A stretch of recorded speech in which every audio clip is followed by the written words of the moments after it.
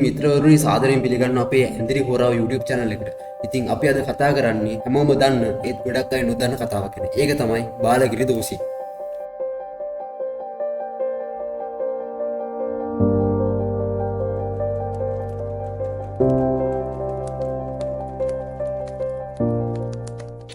බාලගිරි දෝෂය අද නෙවෙයි හෙට. මේ වාක්‍ය කියද්දී දකිද්දී අනිවාර්යයෙන්ම මතක් වෙන්නේ අලුත ඉපදෙන පුංචි දරුවෙක් ඉන්න නිවසක්. අලුතෙන් ඉපදෙන පුංචි දරුවෙක් ඉන්න ගෙදරක ප්‍රධාන උළුවස් උඩ අනිවාර්යයෙන්ම දකින්න පුළුවන් වාක්‍යයක් තමයි බාලගිරි දෝෂය අද නෙවෙයි හෙට කියලා කියන්නේ. මේක පැරැන්නන්ගේ නිවසවල නම් ලියන්නේ අඟුරු කැටයක. ඉතින් සාවි මේක අපි හැමෝම දන්න වැකියක් වුණාට මේකේ විස්තර තොරතුරු නොදන්න බොහෝ දෙනා අපේ සමාජයේ ඕනෑ තරම් අද වෙනකොට ඉන්නවා.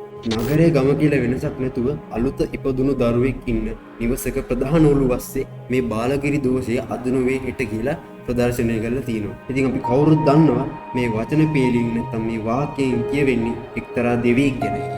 තවින් මේ දේවිය සමහර වෙලාවට යක්ෂණියක් විදිහටත් හඳුන්වනවා. ගිරිලිය 12 කියන නමින් සිටින ගිරි දේවිය තමයි මේ දෝෂයට මුල් වෙන්නේ. මේ බාලගිරි කියන්නේ මේ දේවියගේ එක් වේශයක් විතරයි. තවි බාලගිරි කුඩා දරුවන්ට වින කරනවා දෝෂ කරනවා කියලා අපේ රටේ අතීතයේ ඉඳලම පැවතගෙන යන ලොකු විශ්වාසයක්. සඳු මේ ගිරිදේවිය කියන්නේ දඹදිව. ඒ කියන්නේ ඉන්දියාවේ දන්තපුරේ හිටපු සිංහ කුමාර රජුගේ හංසවතී දේවියගේ බාල දියණිය කියලා තමයි සඳහන් වෙන්නේ. ගිරිදේවියට වැඩිමහල් සහෝදරයෙක් ඉඳලා තියෙනවා. එයාගේ නම තමයි දල කුමාර. ඉස්සර දරුවෙක් ඉපදෙන්න කලින් පඬිවරුන්ට කියලා අනාවැකි බලමු. එහෙම බලපු පඬිවරු කියනවා ගිරි කුමරිය තමන්ගේම සහෝදරයා එක්ක සංවාසයෙන් යෙදෙනවා කියලා. ඒක කිසිම හේතුවකින් වළක්වන්න බෑ කියලා කියනවා. ඒ අනාවැකිය අහපු රජුගේ රජනයි හොඳටම කම්පා වෙනවා. ඉතින් සඳු මේ භයානක කියමන අහගෙන හිටපු මේ රජුරෝයි බිසවයි හොඳටම බය වුණා. පුංචි ගිරි කුමරියව මේ දල කුමාරයාගෙන් ආරක්ෂා කරගන්න ගල්ලෙනක සංගවල තියෙනවා කියලා තමයි මේ ඉතිහාස කතාවල කියවෙන්නේ. ඔව්සරේ කාලයත් එක්ක තරුණ වෙන මේ දල කුමාරයාට ගල්ලෙනක හංගලා ඉන්න තමන්ගේ නංගි නැත්තම් ගිරි දේවිය ගැන අහන්න ලැබෙනවා. දල කුමාරයා රජුරුවන්ගෙනුයි රජිනගෙනුයි අවසර ඉල්ලුවට කවදාවත් දල කුමාරයාට මේ රජුරුවයි රජිනයි කියන්නේ සිංහ කුමාර රජුරුවයි හංසවතී බිසවයි අවසර දීලා නැහැ. සඳු මේ දල කුමාරයා හරි හැඩිදැඩි කඩවසම් කුමාරයෙක් කියලා තමයි සඳහන් වෙන්නේ. රජතුමායි බිසවයි අවසර නොදුන්නත් දල කුමාරයා තමන්ගේ උත්සාහය නම් මතාරින්නේ නැහැ. මේ දල කුමාරයා කපටි වැඩක් කරනවා. බොරු ලෙඩක්ම වාගෙන කොහොම හරි අවසර අරගෙන තමන්ගේ නංගි බලන්න යනවා. බලන්න ගියාට පස්සේ දල කුමාරයා දකිනවා තමන්ගේ නංගිට ලස්සන ශරීරයක් හිමි වෙලා තියෙනවා. රන්දන්තේ අත් දෙක අල්ලාගෙන කැන්දා ගොස් යහනේ ඉඳාගෙන මන් දැන් විඳි දුක නුඹම සිතාගෙන රන්තලි මද යුද හැසිරුණු කැන්දන. ගිරිදේවිය අස්නෙත් මෙන්න මෙහෙම සඳහන් වෙනවා සවි. මේ දල කුමාරයා තමන්ගේම නංගිව පඬිවරු කියපු විදිහටම සංවාසයේ දෙන්න පොළඹවා ගන්නවා. ඒ වගේම සංවාසයේ දෙදෙනවා. තමන්ගේම සහෝදරයා තියෙන විනාශ වුණු ගිරි කුමරිය කම්පාවටම ගෙලවැලලාගෙන කියන්නේ බෙල්ලවැල දාගෙන අවසානයේදී මරණයට පත් වෙනවා. සඳු ඊට පස්සේ මෙන්න මෙහෙම සිද්ධියක්. ගිරි කුමාරිය මිය ගියාට පස්සේ මේ දල කුමාරයා ආරංචි වෙන මේ සිද්ධිය. ඉතින් මේ දල කුමාරයා ඊට පස්සේ හොයන්න ගන්නවා මේ ගිරි කුමාරයාගේ ශරීරය. ශරීරය එව්වට වැඩක් නැහැ. ඊට කලින් ශක්‍ර දේවේන්ද්‍රයා මේ ගැන දැනගෙන ශක්‍ර දේවේන්ද්‍රයා ගිරි කුමාරියගේ ශරීරය හංගනවා. ඊට පස්සේ මේ ගිරි කුමාරයා මේ ගම් දනව් ගානේ ඒ කියන්නේ දැන් තමන්ගේ මේ අපරාධ වුණේ. ඒ කියන්නේ දැන් තමන්ගේ නංගිව තමන් තමයි නැතිර. ඉතින් මේ දුකට මේක වාව ගන්න බැරුව මේ ගිරි කුමාරයා ඊටාම දුකින් මේ ගම් දනව් ගානේ මේ ගිරි කුමාරියව හොයාගෙන ඇවිදින්න. ඇත්තම උම්මන්තකෙක්.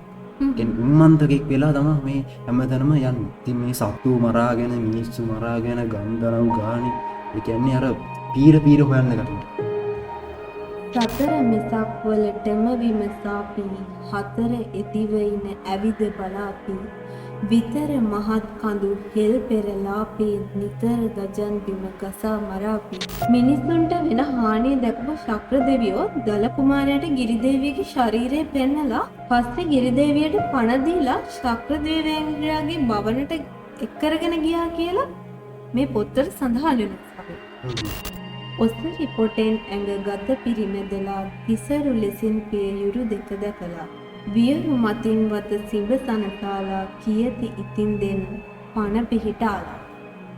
ඒ වගේම සවි මේ බාලගිරි දෝෂය එක්ක බැඳුණු තවත් ජනප්‍රවාද කීපයක්ම අපේ අතරේ තියෙනවා. තව දෙයක් කියන්න ඕන සවි මේ යම් සිද්ධීන් එහෙම නැත්නම් පුද්ගලයන් එක්ක බැඳිච්ච කතා. එහෙම නැත්නම් ජනප්‍රවාද කීපයක්ම තියෙන පුළුවන්.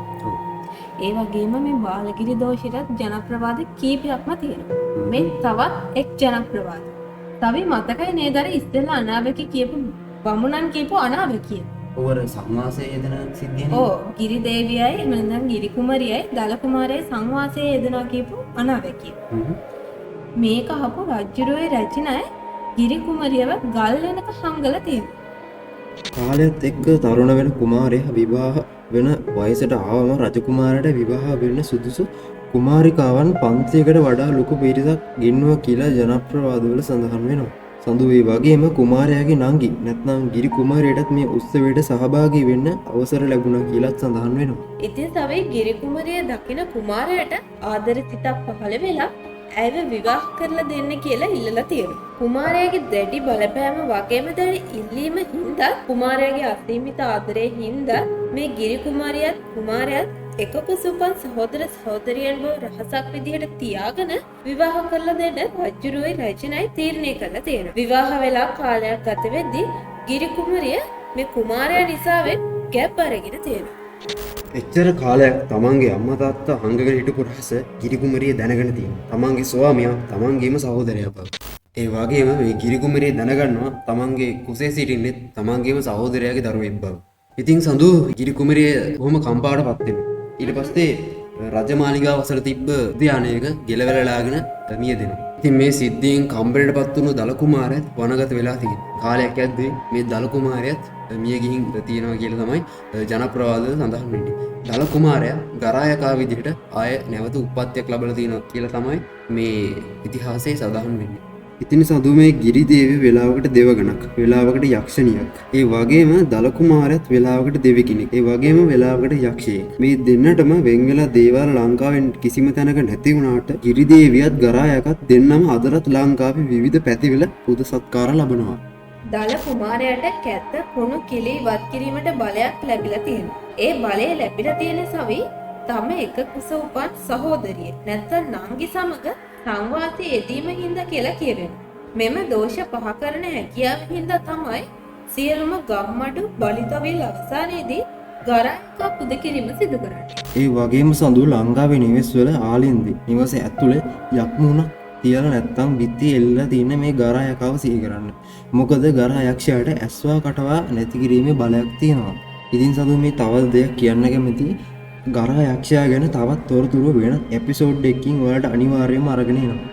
තවි මේ ගරායකා ගිරිදේවිය පිළිබඳ හොයද්දී අපිට හම්බ වෙනවා අවතාර 12 පැකින් තියෙනවා කියන්නේ. මදනගිරි, හපුමල්ගිරි, බාලගිරි, මෝලගිරි, භූතගිරි, නීලගිරි, රත්නගිරි, හඳුන්ගිරි, පට්ටගිරි, කොටගිරි, අඳුන්ගිරි, වලියගිරි විදිහට ගිරිලියෝ 12. නැත්නම් ගිරිදේවි අවතාර 12 විදිහට හඳුන්වන්න පුළුවන්.